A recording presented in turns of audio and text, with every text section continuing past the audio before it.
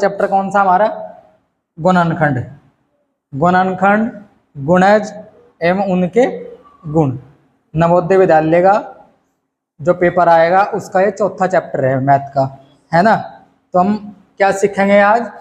गुणनखंड सीखेंगे। क्या सीखेंगे? गुणनखंड। तो गुणनखंड को हम इंग्लिश में क्या कहते हैं?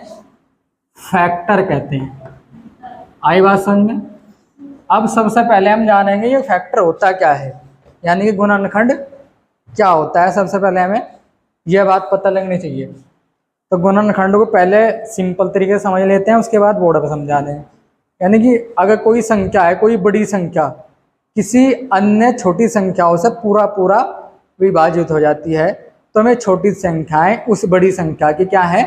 गुणनखंड है। जैसे मैं कह दूं 6 के गुणनखंड बताइए क्या होंगे? किसके? 6 के। तो 6 के गुणनखंड देखो, 6 को कौन कौन सी संख्या डिवाइड कर देगी? 1 कर देगी, 2 कर देगी, 3 कर देगी और 6 कर देगी। तो 6 के गुणनखंड कितने हो गए? 1 2 3 4। यानी कि इसके गुणनखंड 1 भी है, 2 भी है, 3 भी है और 6 भी है। तो ये क्या हो गए? इसके गुणनखंड हो गए। आई बात समझ में? अगर कोई पूछ लेगा कि 6 के गुणनखंड बताइए कौन कौन से होंगे, तो 6 के गुणनखंड हमारे 1 2 3 और 6 होंगे। अच्छा, वो पूछ लेगा 12 के गुणनखंड बताओ, तो कैसे निकाल लोगे? बोलो। तो 12 के गुणनखंड 1 होगा, 2 3 4 6 और 12। ये हो गए 12 के गुणनखंड। ठीक है, 1 हो गया, 2 हो गया, 3 हो गया, 4 हो गया, 6 हो गया और 12 हो गया। ठीक है, वो पूछ लेगा 12 के गुणनखंड बताओ, तो हम ये बता देंगे। अगर वो पूछ लेगा 16 के गुणनखंड, तो कैसे बताओगे भाई? 1 2 4 8 और 16। तो ये 16 के गुणनखंड हो गए। तो समझ गए क्या हो गुणनखंड? यानी कि किसी बड़ी संख्या के जो छोटी संख्या से पूरा पूरा क्या कर रही हैं? विभाजित कर रही हैं, भाग कर रही हैं, तो उन्हें, उन सभी छोटी संख्याओं का कहते हैं हम गुणनखंड कहते हैं। बात समझ में आ गई? तो गुणनखंड हम समझ गए। इसके बाद हम क्या समझेंगे? पेपर में एक क्वेश्चन हो रहा होगा, उभयनिष्ठ गुणनखंड। अब उभयनिष्ठ गुणनखंड को हम कैसे समझेंगे? देखो यहाँ, उभयनिष्ठ गुणनखंड तो कैसे समझेंगे भाई उभयनिष्ठ गुणनखंड को? इंग्लिश में उभयनिष्ठ गुणनखंड को हम क्या कहते हैं?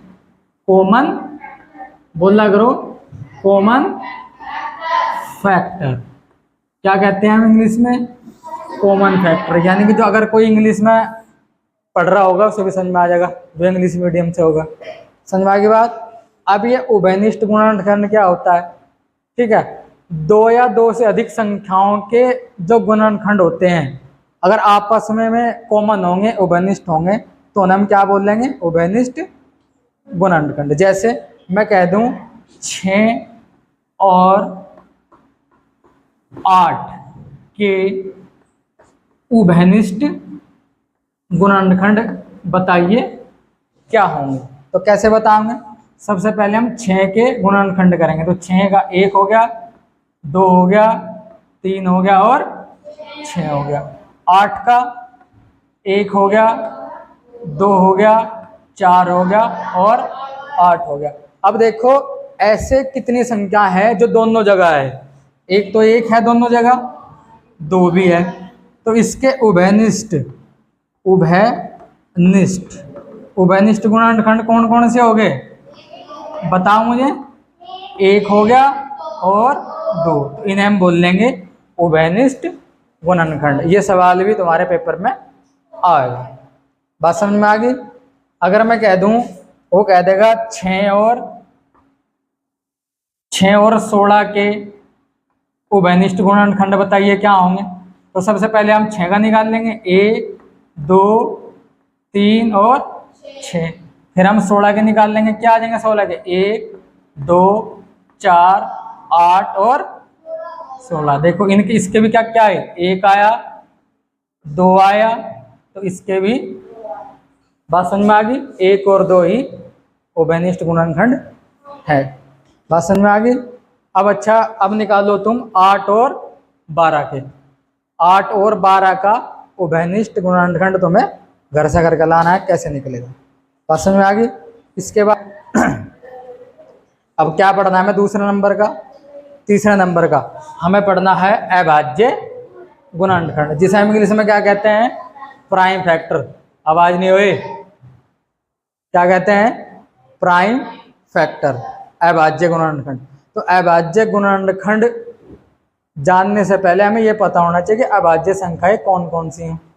तो कौन कौन सी होती है अभाज्य संख्याएं, बताया था मैंने, जो संख्या 1 से विभाजित हो और अपने आप से विभाजित हो उन्हें हम क्या कहते हैं, अभाज्य संख्याएं। जैसे अभाज्य संख्याएं क्या होती हैं, देखो अभाज्य संख्याएं क्या होती है, अभाज्य संख्याएं 2, 3, 5, 7, 11, 13, 17, यानी कि ये ऐसी संख्याएं हैं, ये केवल 1 से डिवाइड होगी और अपने आप से डिवाइड होगी, ये भी 1 से डिवाइड होगी और अपने आप से डिवाइड होगी। तो ऐसी संख्या जो केवल 1 से डिवाइड हो और अपने आप से डिवाइड हो उसे हम क्या कहते हैं, अभाज्य संख्या। ठीक है, अब अभाज्य गुणनखंड कैसे सीखेंगे हम, यानी कोई संख्या है उसके जितने भी हमारे हम क्या निकालने हैं, उनके अभाज्य गुणनखंड निकालने हैं। जैसे कैसे निकालने हैं अभाज्य गुणनखंड, 18 को भाग कर दो 2 से, कितने बार, 9 आ गया, फिर 2 से करेंगे 3 से करेंगे 3 आ गया, और 3 से करेंगे 1 आ गया। तो क्या क्या आ गया भाई, 18 का गुणनखंड कौन कौन से आ गए, 2 गुना 3 गुना 3, सारे अभाज्य हैं, अभाज्य है ना। तो 18 के अभाज्य गुणनखंड कौन सा हो गया, 2, 3, 3, ये उत्तर हो गया। आई बात समझ में, यानी कि अगर किसी संख्या के हम गुणनखंड निकाल लें और वे सारी अभाज्य संख्याएं हों तो में क्या होती है, उसका गुणनखंड होती है। बात समझ में आ गई, आगे समझ में बात, पूछूं अभी मैं अभाज्य गुणनखंड सीख लिए क्या क्या हूँ। तो अब हमें एक क्वेश्चन जो आओगा पेपर में ऐसा आओगा कि 5 की पावर 10, 9 की पावर 2, 11 की पावर 5 के अभाज्य गुणनखंड निकाल लो। तो कैसे करना है, ध्यान तो समझियो। ठीक है, सबसे पहले तो हमें यूँ देखना है इनमें अभाज्य संख्या कौन कौन सी है। अभाज्य संख्या मैंने लिखवाई थी, 2 होती है, 3, 5, 7, 11, 13, 17, ये सारी क्या होती हैं, अभाज्य संख्या। तो इनमें सबसे पहले हमें चेक करना है कि अभाज्य संख्या कौन कौन सी हैं, और उसके बाद हम क्या बता देंगे इसमें अभाज्य गुणनखंड कितने हैं। आगे बात समझ में, तो देखो एक तो अभाज्य संख्या यह है, एक अभाज्य संख्या यह है, यह अभाज्य संख्या नहीं है, और हमें बताना है अभाज्य गुणनखंड।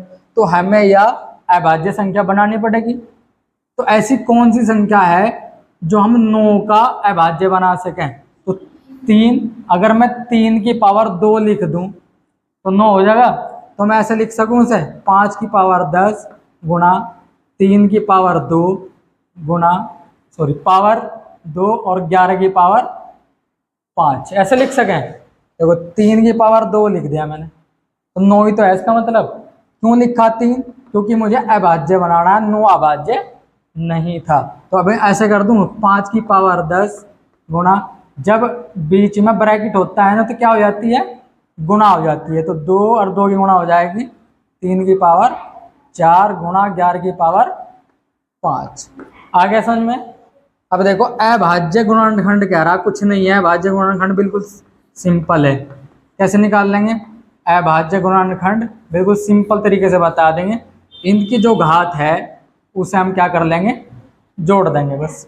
तो 10, 4 और 5 कितनी होगी, 10 और 4 14 और 5 19। तो इसके अभाज्य गुणनखंड कितने हैं, 19। समझ में आ गई बात। ठीक है, एक सवाल और करेंगे।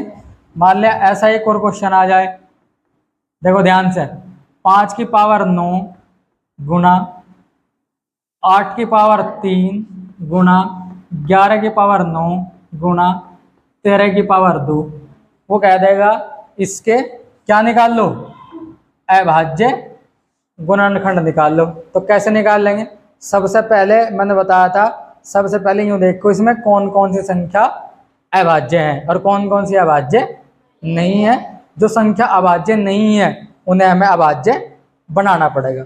तो सबसे पहले देखो अभाज्य एक तो ये है, एक ये है और एक ये है, तो ये नहीं है, तो इसे हमें क्या करना पड़ेगा, अभाज्य संख्या बनानी पड़ेगी। तो क्या बना सके हम इसका, दो का अगर हम घन करें तो 8 हो जा, तो यानी कि अगर मैं 8 की जगह अगर मैं ये लिख दूं 2 की पावर 3, तो बात तो एक ही है। क्यों मैं 2 की पावर 3 ही क्यों लिख रहा, क्योंकि 2 क्या है हमारा, अभाज्य संख्या है। तो ऐसे लिख दूं 5 की पावर 9 गुणा 2 की पावर 3 और इसकी पावर 3, ये यहाँ की ऐसी कैसी आ गई, इस 8 को मैंने 2 की पावर 3 लिख दिया। समझ में आ गया, समझ में प्रियांशु? ठीक है। अब 11 की पावर 9 और 13 की पावर 2, ठीक है, ये मैंने बिल्कुल सबके सब ऐसे के ऐसे लिख दिया, बस इस 8 को मैंने 2 की पावर 3 लिखा। आगे समझ में? अब देखो 5 की पावर 9 और मैंने क्या कहा था, अगर ब्रैकेट में बीच में हो तो क्या हो जाती है, गुणा।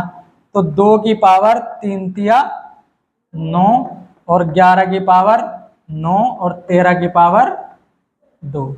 अब अभाज्य गुणनखंड के लिए हम क्या करते हैं, सारी घात जो होती है, पावर जो है, उन्हें हम क्या कर देते हैं, जोड़ देते हैं। अब देखो 9 और 9 कितने हो गए, 18 और 9 कितने हो गए, 27, 27 और 2 हो गए 29। तो अभाज्य गुणनखंडों की संख्या कितनी होगी, 29। ये सवाल पेपर में जरूर आता है हर साल, समझ लियो उसे ध्यान से, गलत नहीं होना चाहिए पेपर में, ठीक है। उतार लो, उतारो।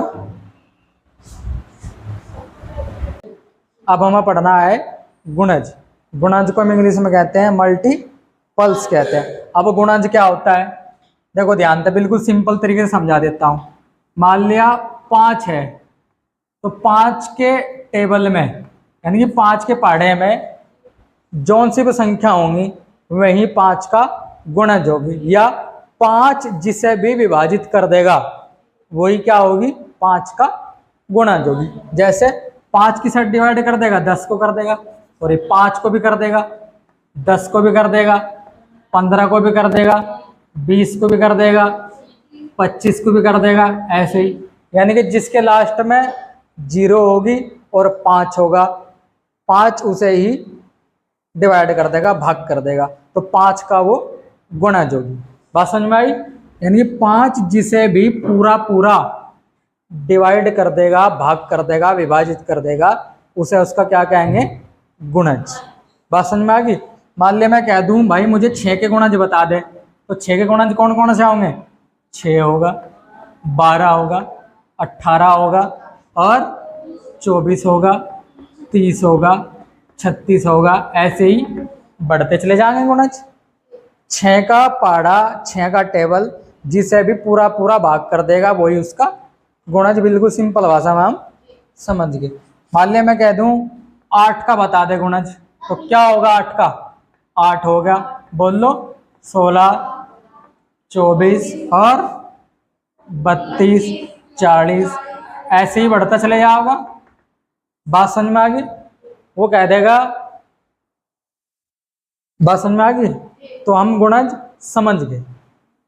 क्या होता है गुणज, किसी संख्या के जो पहाड़े में या टेबल में या किसी संख्या से पूरा पूरा विभाजित हो जाए उसे हम क्या कहते हैं, गुणज कहते हैं। बिल्कुल सिंपल है भाई, 6 से ये सब कट रही है, इसके सारे गुणज है, 8 से ये सारे डिवाइड हो रहे हैं, 8 के सारे गुणज है, तो समझ गए गुणज।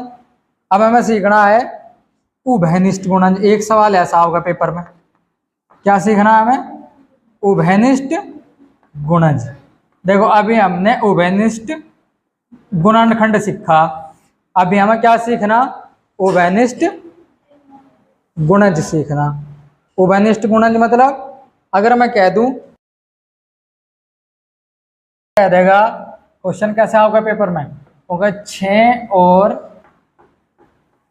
8 के उभयनिष्ठ गुणज बताइए क्या होंगे। किस किस के पूछ रहा हूँ? 6 और 8 के उभयनिष्ठ गुणज बताइए। तो बिल्कुल सिंपल है, क्या करेंगे, पहले 6 के निकाल लेंगे। तो 6 के क्या क्या हो गए बताओ मुझे। 6 आ गया, 12 और 18 और 30, ऐसे बढ़ते चले जाएंगे, और 36 और 42 और 48 और ठीक है, ऐसे हम क्या करते जाएंगे 54, ऐसे बढ़ते चले जाएंगे। अब 8 के निकाल लो। 8 का 8 हो गया, 16 हो गया और 24 हो गया, 32 हो गया, 40 हो गया, 48 हो गया, 56 हो गया, है ना। ऐसे ही हम क्या करते जाएंगे, बढ़ते चले जाएंगे। क्वेश्चन ये होगा पेपर में, वो कह देगा 6 और 8 के उभयनिष्ठ गुणज बताइए। तो कौन कौन से हो गया उभयनिष्ठ गुणज? देखो ध्यान से, एक 24 हो गया और एक 48 हो गया। तो इसके कितने हो गए भाई, इसमें 24 और 48 के क्या हो गए उभयनिष्ठ गुणज हो गए। ऐसे हम आगे भी देख लेंगे, आगे भाग करके गुणा करके जो भी आएंगे सारे उसके क्या हो गए उभयनिष्ठ गुणज हो गए, है ना।